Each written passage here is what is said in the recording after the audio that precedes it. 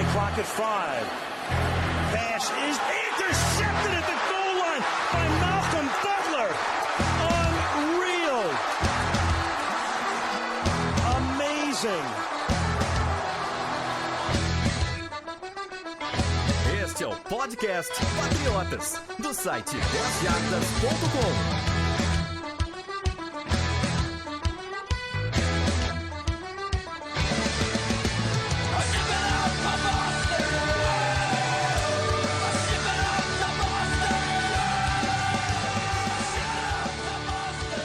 Sejam todos bem-vindos ao podcast Patriotas 43. Eu sou o Felipe Von Zubin e comigo está Sidney Torres. Fala Felipe, fala pessoal, vamos tentar aí, apesar da internet ter deixado nós dois na mão, vamos firmes e fortes aí para tentar gravar esse podcast.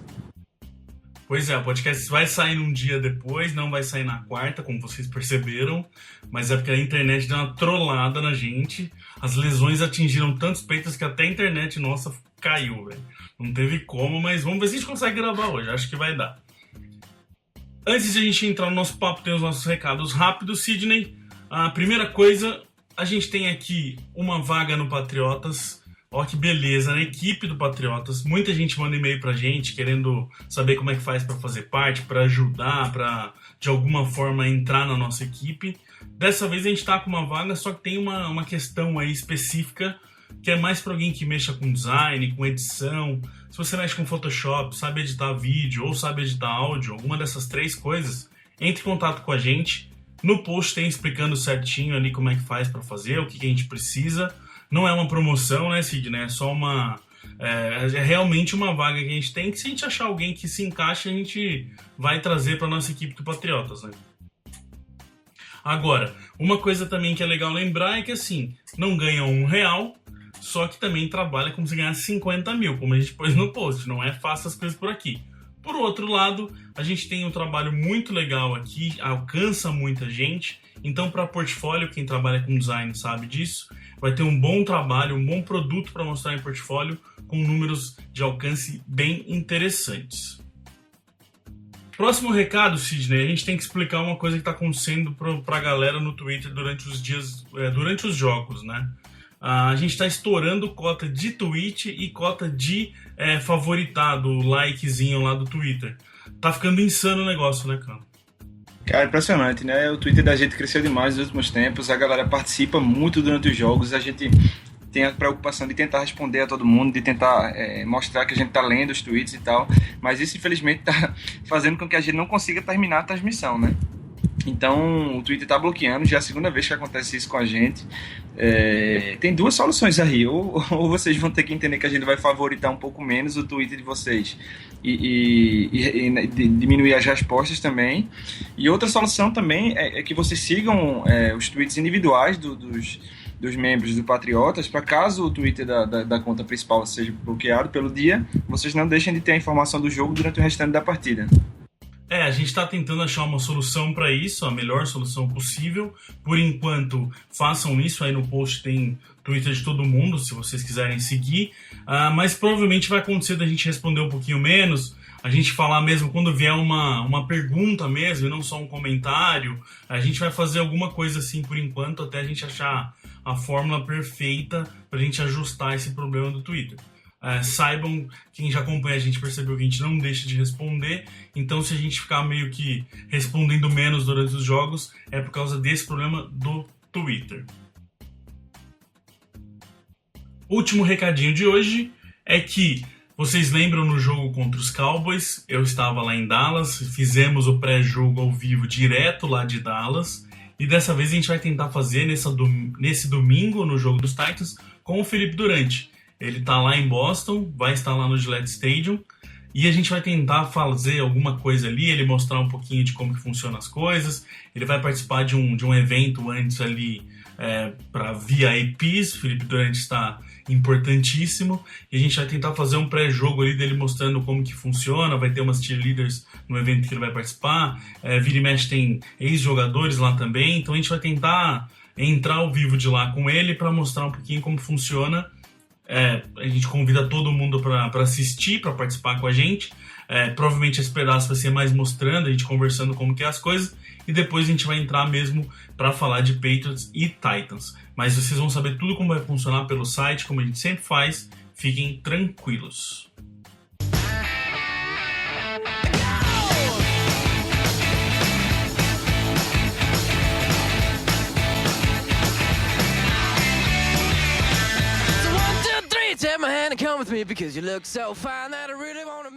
Vamos lá, gente. Patriots e Texans. Jogão que finalmente os Patriots voltaram a vencer e voltaram a aparecer um time dentro de campo. Funcionou corrida no começo, funcionou passe, funcionou a defesa, tá com cara de time de novo. A diferença é só do Gronk voltar, já parece que todo mundo já se sente mais animado até para jogar, é incrível. Algumas informações gerais que aconteceram aqui, coisas que a gente tem que falar antes de entrar no jogo em si. Os Patriots não jogam mais em prime time nessa temporada regular. Foram 6 jogos dos Patriots, que é o prime time que eles chamam, é como se fosse um horário nobre. Então tem um limite por time, então os Patriots não podem jogar mais jogos agora só em playoff.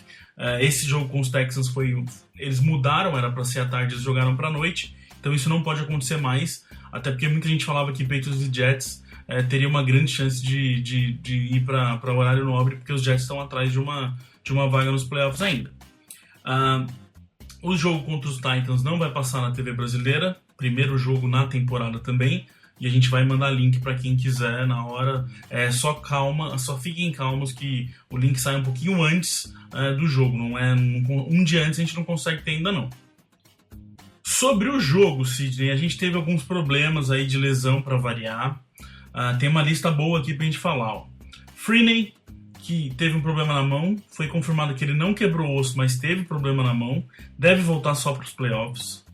McCory teve uma torção no tornozelo, também estão dizendo de 1 a 3 semanas, mas eu imagino que ele volta só para os playoffs também. Easley, parecia que não tinha sido nada. Na segunda-feira falaram que era só uma coisa boba, que perdia no máximo um jogo, tá fora da temporada. Que absurdo, e chocou todo mundo essa semana, quando a gente viu que o Easley estava fora. O Blount foi diferente. Sabíamos que teve uma lesão no quadril, não se falava nada, e aí foi visto de muletas e saiu a informação que ele também estava na Injury Reserve. O que não confirmaram ainda se ele realmente está fora ou não, porque estão tentando se definir ali, acho que por exames, alguma coisa assim.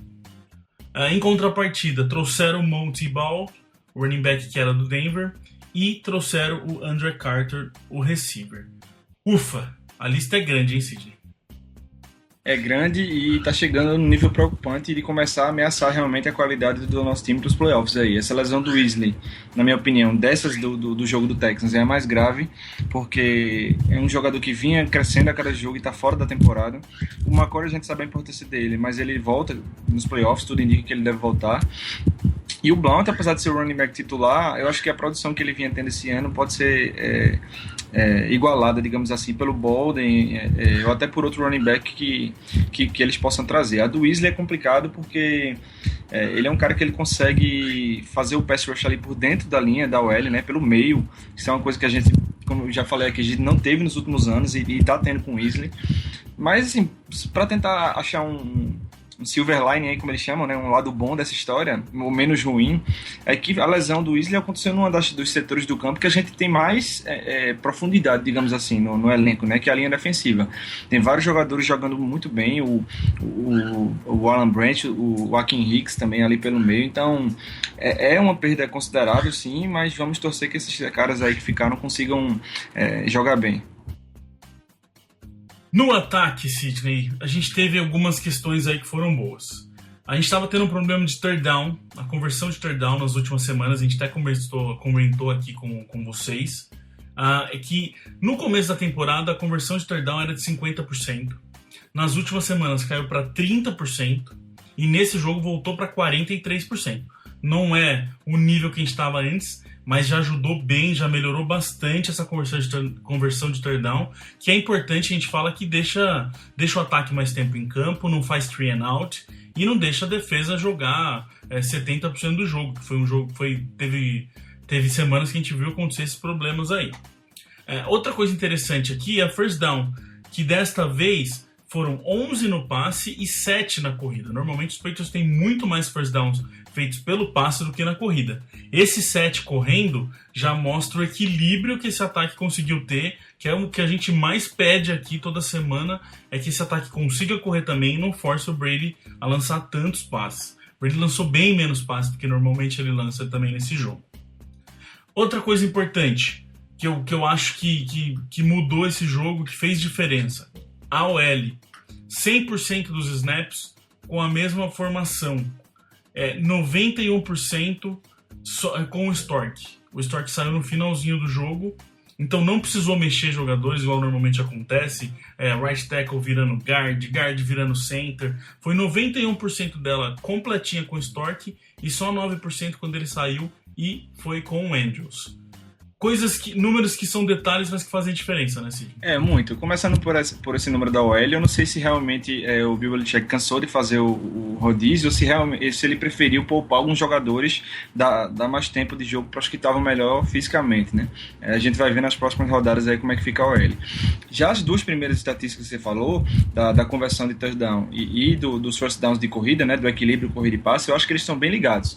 Eu acho que a gente pecou muito durante alguns jogos por um play calling que era muito similar e muito inofensivo. Era uma corrida do Blount para 1 ou 2 jardas, aí na segunda para 8 tentavam um passe longo pro Chandler ou para outro jogador incompleto, ficava terceira para 8, então a chance de você converter é muito pequena.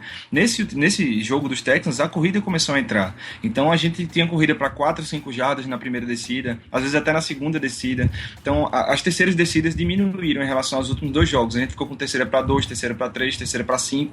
Então, eu acho que uma coisa complementa a outra. O fato de a gente ter conseguido equilibrar passe e corrida nos deixou em situações melhores de terceira descida. Mas esse play call ainda pode dar uma melhorada, né, cara? Eu vi, foi você que estava comentando no Twitter durante o jogo, você até falou, que tal não correr na primeiro down, né? Que tal lá passar e correr no segundo? Só para variar um pouquinho, né? Porque a gente passou 2 jogos, corre na primeira, passa na segunda, passa na terceira. Corre na primeira, passa na segunda, passa na terceira. E ano passado, por exemplo, a gente viu muitas vezes no first down, o Brady já estava no shotgun e ia pro passe. E quando a defesa esperava ele passar na segunda, ele corria. Então, eu acho que o ataque tem que tentar fazer aquilo que a defesa está menos preparada para defender. Ou então aquilo que ela não espera que vai acontecer. Tem que tentar enganar a defesa. Se você toda vez corre na primeira descida, é muito fácil até para a defesa substituir, né, jogadores, trocar um linebacker por um corner, da segunda para a terceira e por aí vai, fica muito mais fácil para defender. On to the fourth free agent from Cleveland. That's a strip sack. Malcolm Brown, the rookie, recovers. Entre os recebedores, Sidney, a gente viu um LaFell mais uma vez com alguns drops, está preocupando, e eu já tô começando a achar que está entrando no psicológico dele, parece. Ele tá começando não acreditar que ele vai pegar a bola mais, parece. Mas LaFell foi o jogador recebedor, na verdade, que mais participou dos snaps. 93% dos snaps ele estava lá. A gente volta a repetir o que a gente falou. Com o LaFell jogando mal e dropando bola, e ele sendo o recebedor que mais participa, acaba que os Patriots jogam com um jogador a menos, parece. O efeito é quase que o mesmo. O LaFell, cara, não sei o que está acontecendo com ele, é difícil de explicar, porque quem viu a temporada passada sabe como ele foi importante para esse ataque. Até a gente questionou no podcast da semana anterior se ele estava sendo usado da mesma forma de 2014, se a comissão técnica estava explorando realmente o que ele tem de melhor, as rotas que ele tem melhor capacidade para fazer. Eu acho até que usaram ele mal, principalmente contra os Broncos e contra os Eagles, mas até quando ele faz certo, ele corre a rota, tá livre e ele solta a bola. Então isso é inadmissível, isso é fundamento mesmo. Pode estar passando por isso a questão da cabeça dele, né, a cobrança pelos erros, tá mexendo com ele, mas ele é profissional, é campeão e tem que dar um jeito de resolver isso aí. O Gronk voltando é nítida a diferença que ele faz, né, Sidney? Que absurdo, que diferença faz, puxa a marcação, ou quando não puxa a marcação, lança nele que ele pega. O touchdown foi maravilhoso, um matchup ali no canto, ele com corner menor que ele, e não dá tempo dele dar um primeiro passe, o Brady já solta a bola nele, sabendo que ele vai subir no segundo andar e pegar essa bola. É impressionante, né? Eu estava até conversando essa semana com o Durante do Patriotas e a gente tava falando que você tirando os quarterbacks, né, com exceção dos quarterbacks, ele talvez seja o jogador mais importante de qualquer ataque da NFL, porque é nítida a imensa diferença do ataque dos Patriots com ele e sem ele. Até teve gente dizendo, talvez até seja um pouco de exagero, que um cara desse deveria ser MVP, porque o valor desse cara pro time é excepcional. Com exceção do Tom Brady, talvez seja o jogador mais valioso desse time dos Patriots. Ele é aquele jogador que determina se seu ataque vai ser bem sucedido ou não numa partida. Então, ele foi muito bom ele ter voltado rapidamente dessa lesão, apesar de ter sido limitado, né, nesse jogo. Vai melhorar, vai crescer nessa reta final para os playoffs e vamos precisar muito dele. E determina não só como o ataque vai, como a defesa adversária também vai se postar, porque dá muita diferença você ter o Gronk no campo ou não. Se você vai usar um linebacker, se você vai usar um safety, se você vai usar 2 jogadores ou não. Isso muda, o Gronk em campo muda o ataque dos Patriots e muda totalmente a forma que a defesa adversária também entra no campo.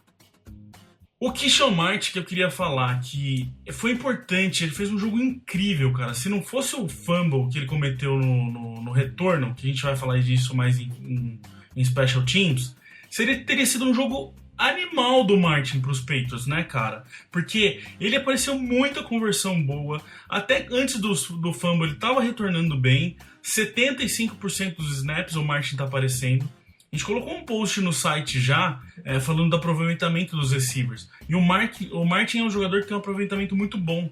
Até no post que eu fiz eu falo que ele pode ser uma diferença muito grande nos playoffs pra gente. Tirando esse fumble, eu gostei do jogo do Martin, cara.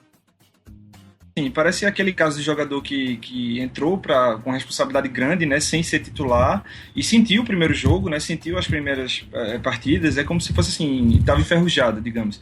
Então, nesse jogo ele pareceu bem mais solto, eu senti que também que já confiaram em algumas jogadas diferentes, né, confiaram usar o Martin em jogadas, né, que deram um pouco mais de liberdade nas rotas para ele, então ele realmente se sentiu mais confortável e apareceu bem. Enquanto o Edelman não tiver, e a gente vai aqui com o LaFleur e a Amendola, ele vai ter que aparecer, né? Porque nosso ataque tem muita formação com 3 wide receivers. On to the fourth free agent from Cleveland. That's a strip sack. Malcolm Brown, the rookie, recovers. Nos corredores, cara, é uma pena. Esse time dos Patriots esse ano tá com uma zica que eu não sei nem onde que eu te falo. O jogo que o Blount começa a correr, que começa a achar jardas, igual você falou, tava correndo para 4 jardas, 5 jardas, o cara machuca e provavelmente tá fora da temporada, cara. O que tá acontecendo com esse time, pelo amor de Deus? O White, eu gosto de uma coisa nele, cara, ele tá ocupando o espaço que o Lewis fazia recebendo bolas. E eu quero que ele receba mais bola, eu quero que ele tenha mais oportunidades para isso. A gente tava conversando nós dois essa semana fora aqui o podcast, e eu falei pra você que deve ser muito complicado para um running back que fica paradão ali na sideline, entra para um snap, aí sai e fica mais meia hora parado. Eu acho que esses jogadores têm tanto o White quanto o Bolden, eles precisam ter mais repetição, precisam ter mais oportunidades. E eu vi isso bastante no White. Teve um momento que ele até alinhou como receiver, coisa que o Lewis estava fazendo bastante. Ele alinhou para fazer uma slantezinha ali, para tentar pegar essa bola. Acho que tem que acontecer mais disso. Porque esse é nosso ataque terrestre, quando ele corre para 100 jardas, uma média de pouco mais de 100 jardas, como ocorreu nesse jogo, a gente fica achando que foi um espetáculo. E não é um espetáculo, mas assim, 100 jardas já ajudam demais esse ataque. O que não dá é a gente correr para 40, 50 jardas e ter que ganhar o jogo com o Brady lançando 50 bolas por jogo. Então, se você consegue correr 100 jardas, e se você consegue correr minimamente bem, quando está com a vantagem no placar e precisa gastar relógio, isso faz muita diferença nos playoffs. Então, se a gente conseguir manter essa média aí, melhorar um pouquinho de 100 e poucas jardas por partida, esse ataque vai complementar muito bem o ataque aéreo dos Patriots e vai ajudar bastante. Do Bolden, cara, eu gostei muito da vontade do Bolden. Parece que ele percebeu que, eu preciso aparecer para ganhar essa vaga. Ele que sempre foi visto como um jogador de time especial, teve um momento ali, cara, que parecia que era Bolden Force. Ele entrou no meio dos buracos e arrancou na perna first down, cara. Isso faz muita diferença para um running back, e principalmente para um cara que a gente não esperava que fosse fazer isso, né? Cara, concordo. O Bolden parecia que ele entrou ali querendo mostrar, né, que tem condições, querendo provar que pode tornar esse ataque terrestre, né, efetivo, digamos assim. Entrou com muita força, como você disse, ganhando várias e várias jardas depois do contato, carregando dois jogadores, às vezes 3 dos Texans. Então, tomara que isso seja um indício de que ele vai começar a produzir, né? Bom, a gente não pode deixar esse programa sem comentar que o Brady chegou nas 4.000 jardas passadas nessa temporada, passou, né? Já tem mais de 4.000. 8ª vez que acontece isso na carreira do Brady. Eu sempre tenho o mesmo discurso pro Brady. É incrível, não tenho o que falar do Brady. Ele é gênio, mito e basicamente é isso. Uma coisa só importante que eu vi e que eu acho legal da gente falar aqui, Sidney, é que quando ele tem menos de 2 segundos, quando ele lança com menos de 2 segundos o release dele, ele tem 76% de passes completos. Quando ele vai 1 segundo a mais, quando ele passa de 3 segundos com a bola na mão, já cai para 30% o aproveitamento dele. É absurdo, 1 segundo, parece que pra gente não é nada, mas que na NFL é um mundo e que está totalmente ligado com OL e receivers. Mas não tem o que falar, né? Brady, enquanto a gente tiver ele em campo, a gente tem esperanças que tudo vai dar certo, né? O Brady é aquela peça do time, né, que você não se preocupa, né? A gente tem muita sorte de ter um cara desse, tem time que passa anos aí sem conseguir um quarterback minimamente competente e ele é espetacular mesmo nessa idade. Essa questão do tempo que ele fica com a bola, que você falou, isso na minha opinião tá principalmente ligado aos recebedores, apesar de a OL também ter influência nisso. Porque ele solta a bola com menos de 2 segundos quando o cara consegue se livrar rapidamente do marcador. E isso é a marca desse nosso ataque dos últimos anos. É um ataque de passes curtos para jogadores ágeis ali pelo meio, Edelman, Amendola, o Dion Lewis quando estava em campo, ou Shane Vereen ano passado, no caso, e essa é a força desse ataque. São jogadores muito ágeis na largada, né? Quando ele fica mais de 3 segundos na bola, significa que ele não conseguiu encontrar o cara livre, pelo menos a primeira leitura dele. Então isso já faz com que ele vá para a segunda, terceira leituras, isso já dá tempo do pass rush chegar e forçar ele a tomar uma decisão apressada. Então isso, na minha opinião, está muito ligado à característica dos nossos recebedores, que influencia a característica do ataque. A gente precisa que o Edelman volte para ajudar e ter jogadores rápidos ali na largada, para que ele consiga se livrar dessa bola rápido e dificultar a vida da defesa. On to the fourth free agent from Cleveland. That's a strip sack. Malcolm Brown, the rookie, recovers. No jogo defensivo, cara, que jogão que a gente fez. Tudo bem que o ataque do Houston não é a maior maravilha do mundo, mas tem jogadores ali que podem fazer diferença. E a nossa defesa apareceu sim, acho que não tem como negar, não. Foram 189 jardas do ataque de Houston no jogo inteiro. Só que 66,7% foram em 3 jogadas só. Ou seja, a gente conseguiu parar eles. Foram 3 jogadas que a gente conseguiu dar mais da metade das jardas que eles tinham. O resto não fizeram nada. Third down, que é o que eu sempre gosto de puxar aqui, voltou a ser interessante. Caiu para 21% só. Segundo melhor jogo nesse quesito da nossa defesa na temporada. É interessante que os Texans tentaram Wildcat, que é aquela formação com running back, como se fosse um quarterback. Eles fizeram muitas vezes contra os Jets, né, Sidney? Funcionou lá. Resolveram usar contra os Patriots. Não adianta. Patriots é Patriots. 4 jardas só, nenhum first down conseguiram com essa formação. Foi um bom dia para a defesa, né?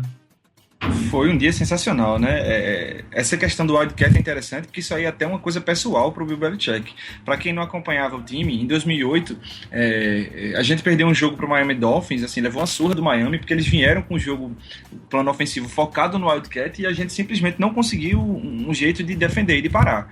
Eu acho que quando terminou aquele jogo, o Bill Belichick pensou, eu nunca mais vou deixar o Wildcat me derrotar aqui na NFL. E quem tenta usar isso com a gente geralmente não tem sucesso. Muito sensacional a defesa, olha. Segundo jogo seguido que a gente cede bem menos de 200 jardas para o quarterback adversário, foram 120 para o Sam Bradford e 155 agora para o Brian Hoyer. E você falou, não é um ataque espetacular o ataque de Houston, mas é um ataque que pontuou contra algumas defesas boas aí. Tem jogadores explosivos, principalmente o DeAndre Hopkins, e a gente simplesmente apagou, né, esse ataque. Se não fossem essas 3 jogadas big plays que a gente cedeu, tinha sido mais ridículo ainda o desempenho ofensivo deles. Se não fosse as 3 big plays, seria menos de 100 jardas no geral. Só pra você ter uma noção do quanto essa defesa foi boa. Defesa boa que não tem como falar da DL, cara. Que jogo da DL foi muito bom. Brown apareceu, não só recuperando o fumble que ele conseguiu, mas infiltrando no meio da linha. O Sheard, meu Deus do céu, o Sheard fez um jogo absurdo. Eu estou in love com o Sheard essa semana, de tanto que eu vibrei com ele. 2 sacks, 2 fumbles forçados. Cara, essa nossa linha defensiva é sensacional. Eu canso de falar que ela é a melhor linha defensiva dos Patriots nos últimos 6 anos, pelo menos. Não faz tempo que a gente não tem uma linha tão competente em todos os setores dela, tanto no meio quanto nas extremidades. O Malcolm Brown crescendo a cada jogo, calouro, né? O Jabal Sheard, o melhor free agent dessa temporada, sem dúvida, que a gente contratou. Eu até ressuscitei um tweet do Adam Schefter do ano passado, logo que passou a free agency, ele falando que conversou com o general manager da NFL e ele falou que podia anotar que o Sheard seria um das 5 melhores free agents dessa temporada 2015 e o cara acertou em cheio. O Ike Nix também, jogo muito bom. Depois que o Weasley saiu, ele entrou. Antes também já estava entrando no rodízio e estava indo bem. Mas depois que o Weasley saiu, ele entrou, fez diferença, 2 sacks. Ótimo jogo para ele. A gente até colocou ele como um dos destaques do jogo num post essa semana. Sobre o Hicks, cara, jogo sensacional dele. Como você falou, ele entrou principalmente depois da lesão do Weasley. E isso até é uma forma isso até dá para animar um pouco a torcida, né? Porque provavelmente ele vai ser muito mais acionado agora que o Weasley tá fora. E quando a gente precisou dele contra os Texans, ele foi lá e conseguiu 2 sacks. Então ele talvez não tenha a mesma explosão do Weasley, mas ele consegue pressionar o quarterback pelo meio da linha. Né? E não é um cara que é só para parar corridas ali, né? e fechar os gaps. Ele consegue ir atrás do quarterback ali pelo meio também. Então a gente vai precisar dele, principalmente agora com o Weasley de fora. E assim, para terminar, para falar já de front seven, Sidney, Collins 100% do jogo, graças a Deus, conseguiu voltar ao normal. E o meio que parece que resolveu acordar para a temporada, né? Cara, muito feliz de falar que o meio tá jogando muito, melhor a cada jogo. Foi o melhor jogo dele com a camisa dos Patriots esse ano. Conseguiu fazer tackle de tudo que é jeito, até atrás da linha de scrimmage. O Collins também, 100%, né? Já dá pra falar que ele tá recuperado de lesão. Eu só torço pra que a gente consiga ver esses 3 caras juntos, velho. Jamie Collins, Gerald Mayo e Dante Hightower. Torcer, se fazer reza braba aí para que nem Collins nem Mayo se machuquem nessa reta final, para que Hightower possa voltar. Eu acho que com esse front seven que a gente tem, cara, essa DL sensacional, pressão do Sheard, do Jones, Ninkovic, pressão pelo meio, Collins, Mayo e Hightower de linebackers, a gente tem uma das 5 melhores defesas da NFL, sem dúvida. On to the 4th free agent from Cleveland. That's a strip sack. Malcolm Brown, the rookie, recovers. Jogo bom também fez a secundária, cara. Que apresentação dos cornerbacks. E se não podia ser melhor do que foi, a gente ainda ganhou um Leonard Johnson que entrou no lugar do tal do Melvin lá, que ninguém gosta dele. E o cara ainda mostrou uma atitude animal, desviou passe, dançou depois que desviou passe. É esse tipo de jogador que a gente quer em campo. Cara, que surpresa o Leonard Johnson, viu? O cara chegou praticamente essa semana e já entrou de titular e já conseguiu se destacar assim em tão pouco tempo em campo. É impressionante e mostrou personalidade realmente, né? Até essa dancinha dele mostra um pouco que é um cara confiante, né? Realmente. Espero que isso seja um sinal de que ele é bom, porque o Melvin, quando entrava, não tava sustentando, digamos assim. A gente tem um Justin Coleman para voltar, né? Tá se recuperando de lesão, deve voltar. Ryan e Butler sendo uma dupla perfeita nos últimos dias. Óbvio, eles cedem jogadas, mas como a gente falou, é um jogo, tem receivers bons do outro lado e não tem o que fazer. Uma hora vai acontecer a jogada. Mas, por exemplo, das 5 recepções de média que o Hopkins tinha por jogo, ele não chegou nem perto disso contra o Ryan. O Butler também tomou aquela primeira varada de umas 40 jardas e foi se recuperar pra caramba, desviou a bola na endzone. Logan Ryan e Malcolm Butler nem se fala, né? O que o Ryan fez com o DeAndre Hopkins e há 2 semanas com o Demaryius Thomas, Poucos cornerbacks aí na NFL conseguem fazer. E o Butler a gente sabe, né? Ele pode até ceder uma jogada só pro cara que ele tá marcando. Depois dessa jogada, parece que ele se transforma, aquilo mexe com ele e ele volta e anula o cara completamente. Foi assim com o Nate Washington. Então o legal é que a gente tem uma secundária muito boa, não só agora, mas pro futuro, porque todos eles são jovens. Logan Ryan, Malcolm Butler, Jancy Coleman é calouro, Leonard Johnson é novo. Então todos eles dão a entender que vão ficar nesse time por muito tempo ainda e tem tudo para deixar a gente tranquilo por vários anos aí na secundária. Uma coisa legal do Ryan também, só para terminar, é que nas 3 últimas semanas foram 19 bolas lançadas na direção dele e ele só cedeu 4 passes. Isso é incrível. CJ, o Stanley Damasceno passou pra gente uma pergunta que com essa crescente do Ryan e do Butler, se a gente ainda acha que tem que ir atrás de um corner 1. Pra esse ano, com certeza não, né, cara? É interessante que essa questão de corner 1, isso é uma coisa muito comum quando você tem no seu elenco aquele jogador que é um cara totalmente diferenciado, assim, um cara sensacional, como a gente tinha o Reeves ano passado, que você coloca no melhor recebedor adversário e ele anula. Eu acho que se você tem 2 cornerbacks bons, que conseguem dar conta dos 2 principais wide receivers do outro time, como a gente tem no caso do Ryan e Butler agora, né? Ryan e Butler. Não necessariamente o Butler só pega o principal recebedor ou o Ryan, a gente vê eles variarem isso aí. Nos últimos jogos tem sido o Ryan, mas também já foi o Butler com o Odell Beckham Jr., por exemplo. Então, acho que se você tem 2 jogadores que estão dando conta do recado, estão marcando os 2 melhores recebedores do outro time, acho que você não precisa definir que esse cara é o cornerback 1, entendeu? Você não precisa pegar ele e colocar sempre com o melhor recebedor. Você pode explorar as principais características de cada um e colocá-los para marcar de acordo com a característica do recebedor adversário. Então, acho que não só para esse ano, mas para o futuro próximo aí, a gente está bem tranquilo de cornerback. On to the 4th free agent from Cleveland. That's a strip sack. Malcolm Brown, the rookie, recovers. No Special Teams, não foi o desastre da semana passada, mas também tivemos mais um problema, que foi o fumble do Keyshawn Martin. Felizmente a defesa segurou e não virou pontuação, então isso foi importantíssimo, porque foi até com 14 pontos faltando. Aconteceu até mais uma vez no momento em que a gente tinha 14 pontos na frente e já começa a estar até aquele calafrio quando essas coisas acontecem. Minha pergunta para você, Sidney. Tá na hora da gente colocar o Chung e o Amendola de volta, que já são mais confiáveis, que erram menos, porque ultimamente a gente tá vendo eles testarem Keyshawn Martin, Chris Harper, esses caras. Vamos parar com isso, vamos pôr o Chung, principalmente o Amendola, que é mais confiável. Outra coisa, vamos começar a pedir fair catch em todo punch para não ter problema? Cara, eu acho que a gente pode ter achado um bom retornador aí no Keyshawn Martin. Ele cometeu um erro, tá certo, mas foi o primeiro dele, então a gente também não pode fazer o que aconteceu com o Chris Harper, né, que é expulsar o cara por um erro. Ele conseguiu bons retornos, conseguiu retornos melhores do que a gente vinha conseguindo nos últimos jogos, e eu acho que ele merece uma chance. O Amendola eu não colocaria para retornar agora. Por quê? Porque retornador de time especial leva muita paulada, leva muita pancada. E a gente já tá com muitos problemas aí na posição de wide receiver, a gente não tem todos os jogadores disponíveis no elenco.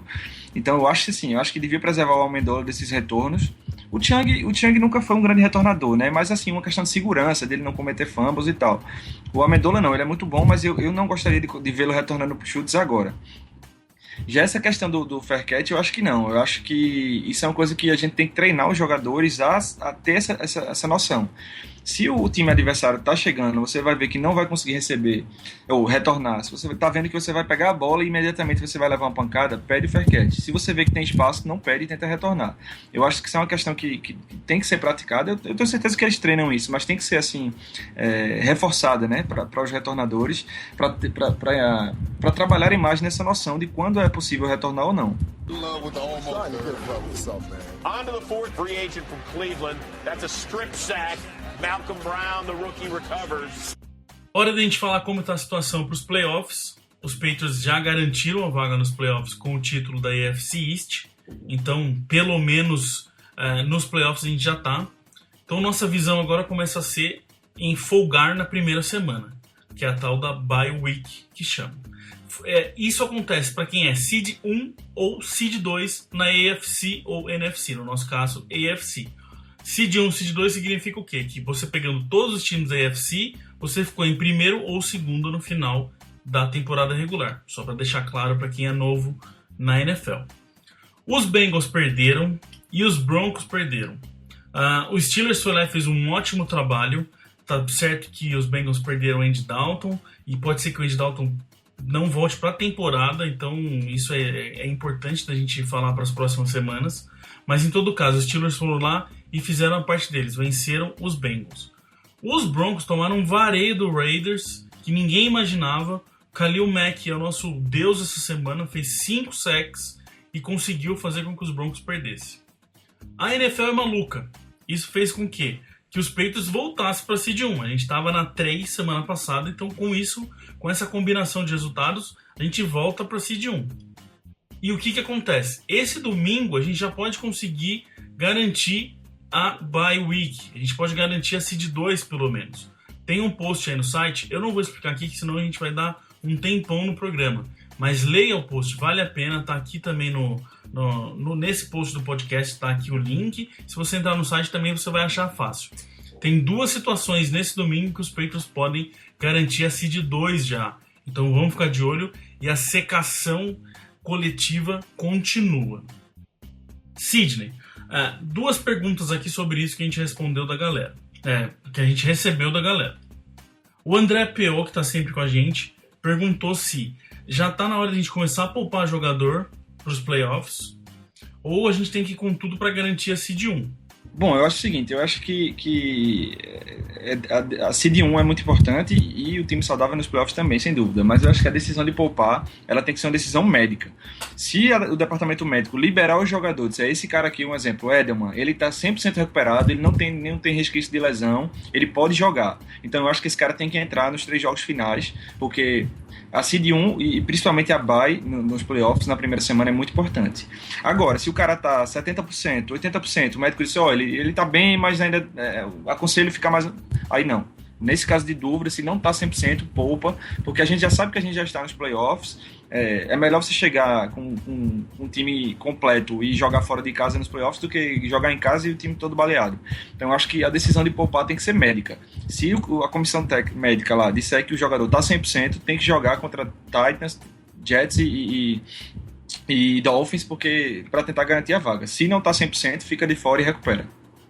Outra pergunta que a gente tem aqui é a do Rodolfo Bueno. Ele pergunta, na verdade ele fala assim, sem o Dalton nos Bengals, e se os Steelers não forem para os playoffs, e com a Seed 1, estamos quantos pés no Super Bowl 50?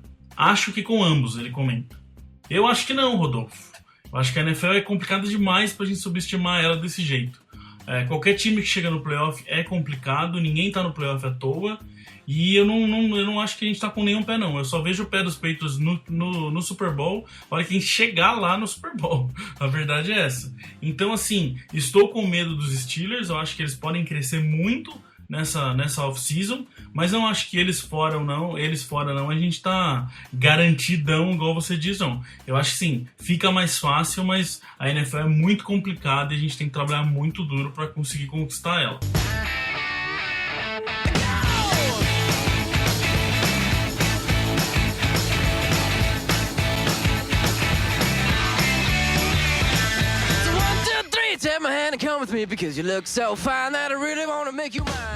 Bom, é isso. No domingo tem pré-jogo, a gente vai falar bastante de Titans, como vocês já estão acostumados. É um jogo que normalmente os Patriots vencem. O último, em 2009, foi 59-0, com 5 touchdowns do Brady no segundo quarto. Então, não é para ser um problema, é para a gente ir lá e ganhar. Inclusive, eles têm números bem parecidos com o Texas, então pode ser um jogo bem parecido que não tenha problema para vencer. Mas a gente vai falar certinho disso no domingo, no pré-jogo, ao vivo no nosso canal do YouTube. Não se esqueçam que provavelmente vai ter durante lá de Foxborough também. Vamos ver se vai dar certo. CJ, obrigado por mais uma semana. Foi difícil essa semana, a gente teve que gravar os trancos e barrancos com essa internet que não ajuda, mas a gente conseguiu. Abraço, cara, até semana que vem. Abração, um abraço para todo mundo que escuta a gente. Até logo. We love our New England Patriots and the way that they play as a